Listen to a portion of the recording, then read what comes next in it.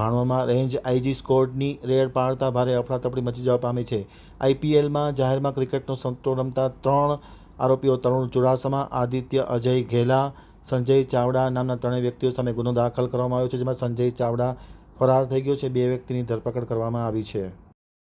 હવે જે ભાણવા આમતક ન્યૂઝ બ્યુરોમાંથી મનીષ ગેલાણી સાથે અમિત વરુનો એક વિસ્તૃત અહેવાલ। ભાણવામાં રેન્જ આઈજીની સ્કોડે રેડ પાડતા ભારે અફરાતફરી મચી જવા પામી હતી। આઈપીએલમાં જાહેરમાં ક્રિકેટનો સટ્ટો રમતા 3 વ્યક્તિઓ સામે આ રેન્જ આઈજીની સ્કોડે રેડ કરી ગુનો દાખલ કર્યો છે, જેમાં તરુણ ચુડાસમા, આદિત્ય અજયભાઈ ઘેલા અને સંજય ચાવડા નામના 3 વ્યક્તિ ઉપર ગુનો નોંધવામાં આવ્યો છે। જ્યારે સંજય ચાવડા નામનો આરોપી ફરાર થઈ જતા તેમને તાત્કાલિક અસરથી પકડી પાડવા માટે ધોરણસરની કાર્યવાહી હાથ ધરી છે।